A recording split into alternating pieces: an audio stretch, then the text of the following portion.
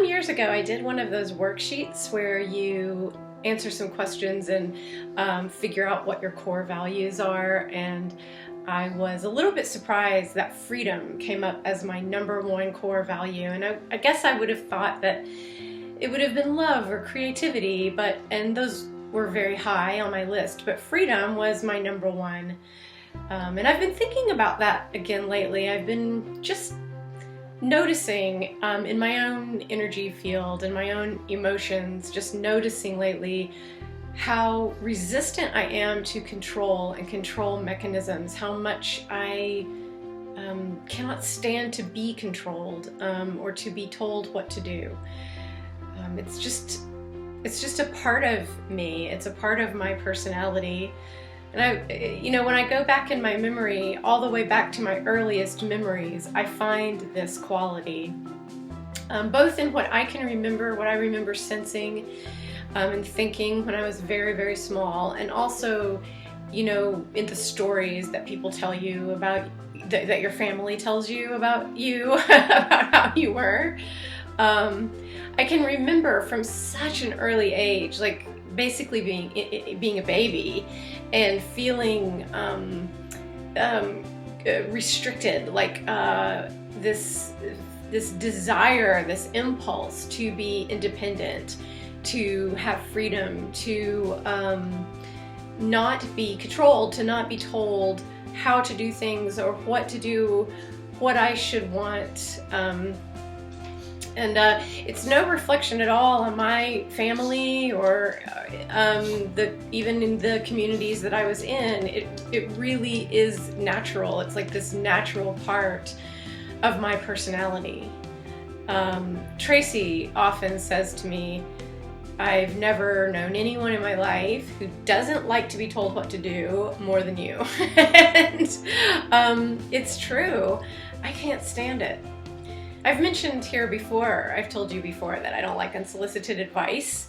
And that's actually something, that I try to work on. I try to be better about that, because most of the time when people are giving advice, they are doing so from a well-meaning place where they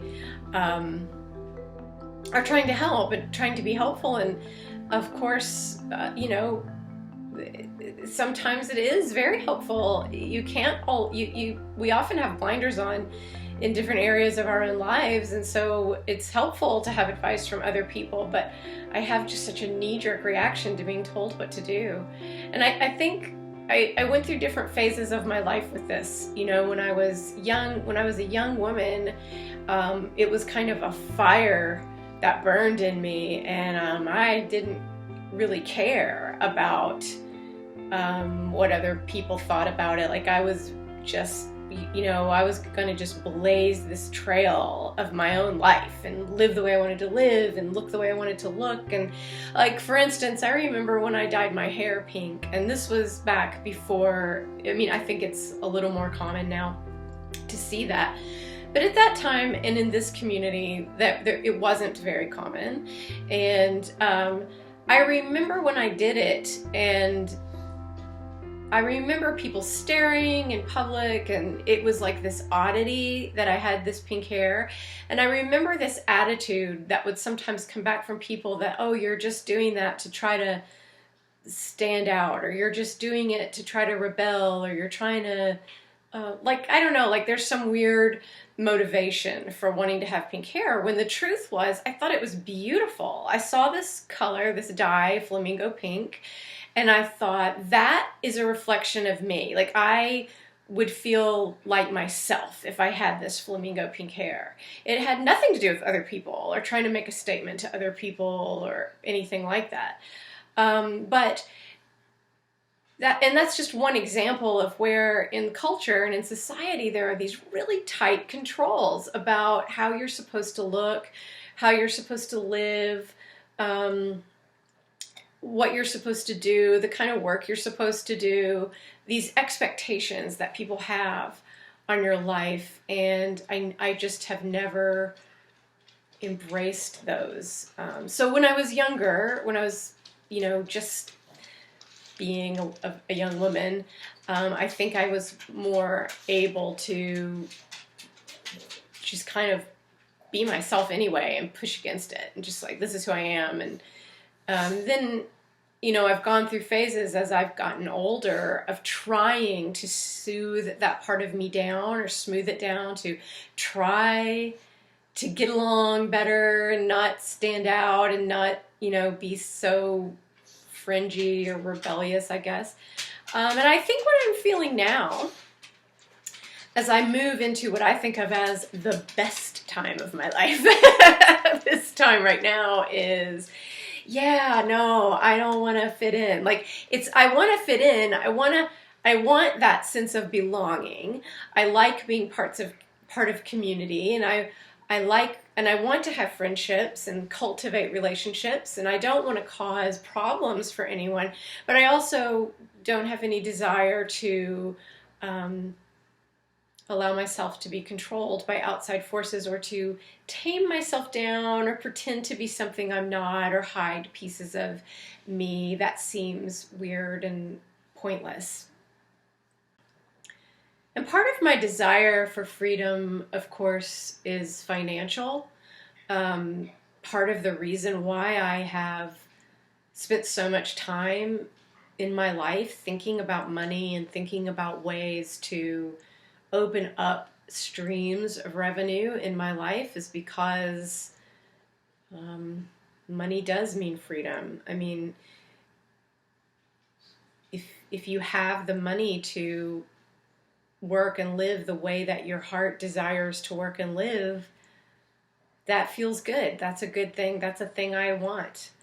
And it's part of, if not the primary motivation for being an entrepreneur and having my own life, having my own work, being my own boss, because there's a freedom in that. You know, I work much longer hours working for myself than I ever did when I worked for someone else. They're more passionate hours. I'm more engaged, and I'm more alive in my work because it's my work. And every time I've ever worked in an office, that the lack of freedom, the being told by an outside governing force when you're supposed to be doing what, when you eat and how long you have to eat, and when you get there and when you go home, like, that is so soul crushing to me. I absolutely can't stand it. It makes me feel insane to be controlled and micromanaged on that level. Part of freedom for me is freedom of expression. I mean, that's a huge part of it, is I want to make the images that I want to make. I want to write the stories that I want to write. And I want to tell the truth about what I believe and what I do. And that really ties into spirituality and my spiritual path, and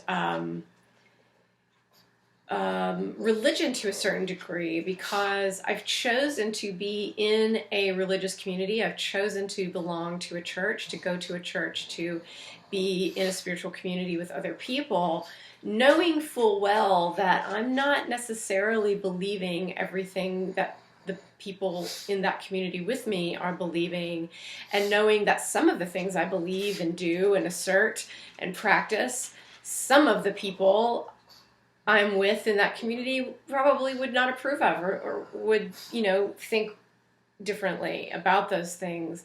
But because my freedom is of such high value to me, I want to be, and have sought to be, very conscious about my authentic spirituality and continuing to be my authentic self, and not reshaping or rebending myself to be more acceptable to other people.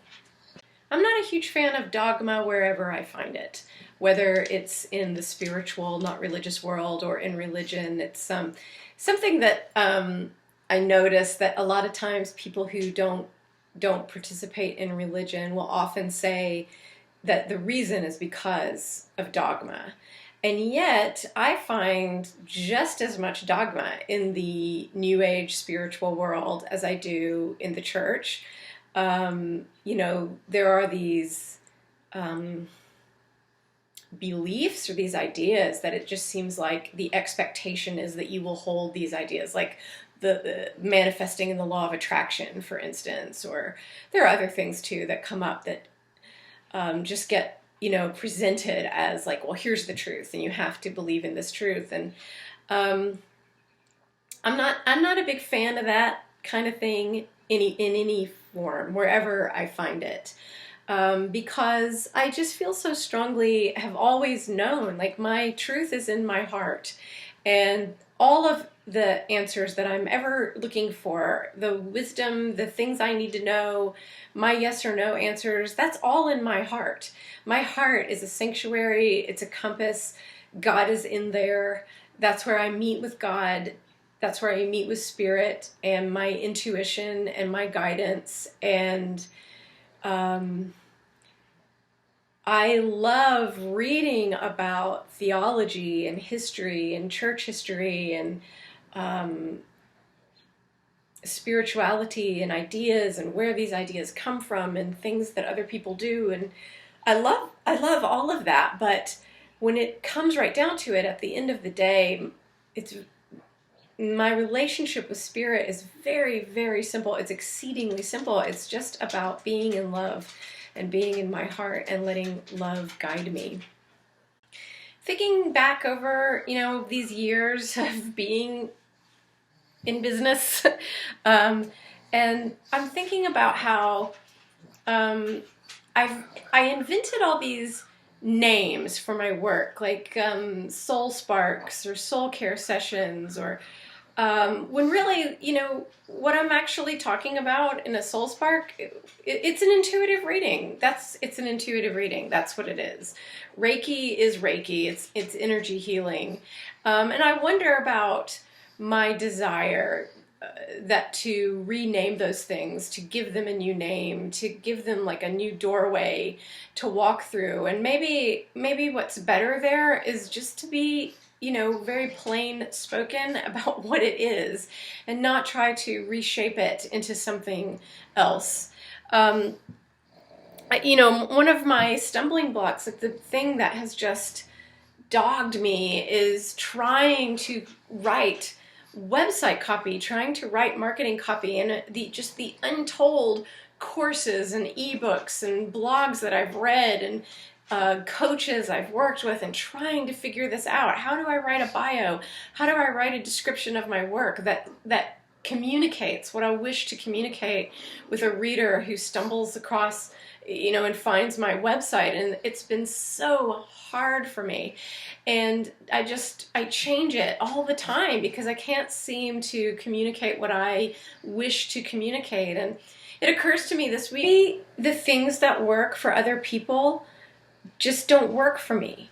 Maybe the ideas like, you have to have a focus, and you need to tell people immediately what it is that your work is going to do for them and how it's going to answer their question or how it's going to change their life. And you have to narrow it down and get rid of all the fluff. And maybe that just doesn't work for me. Maybe that works for everybody else, but not for me. Maybe for me, being authentic and being free in my work is just allowing my personality to be my personality, and allowing my copy to be just like me talking to you, without trying to sell you something, or maybe even without thinking about what it is that I'm trying to communicate. I mean, at the end of the day, my work is artwork. I mean, I'm an artist. That's what I do. So whether I'm creating a prayer painting or writing a short story or doing an intuitive reading or helping you, move energy through your chakra system, it's all my artwork. It's all creative expression. That's really what my work is. And do I feel that it has benefit for you? Yes, absolutely. I wouldn't do it if I thought it didn't have benefit for you. But I think maybe for me, trying to adhere to the rules of how to sell online or how to present work on a website has been a means of control that isn't a good fit for me and my personality and my energy, which is, I don't know, maybe a little more,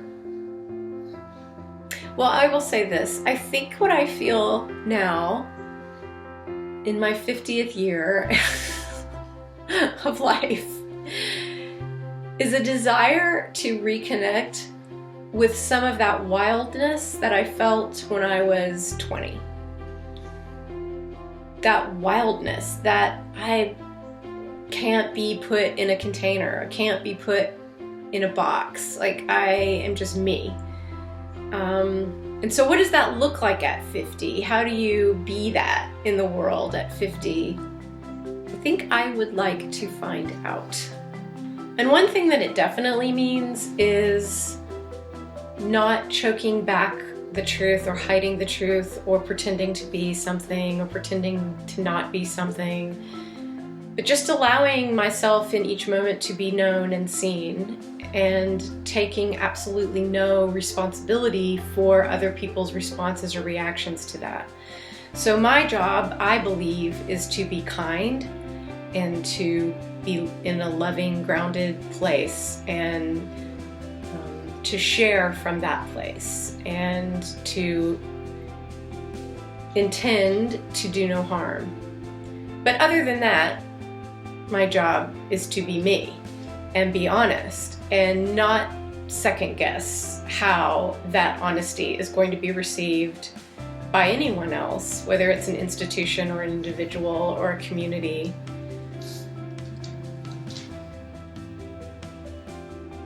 I've noticed lately that I get a little triggered sometimes. Like, some of the stuff that triggers me online is when I'm feeling like I'm being attacked, and I'm not as an individual, but when someone is raging or ranting about something online and I feel like, oh, you think that's me, like you think I fit into that, and I get defensive, and it's like I wanna start screaming and shouting about, you don't really know me, you don't really know people like me, you don't really know what we're doing. Yeah, that's not good. That's not healthy, and there's no reason for it.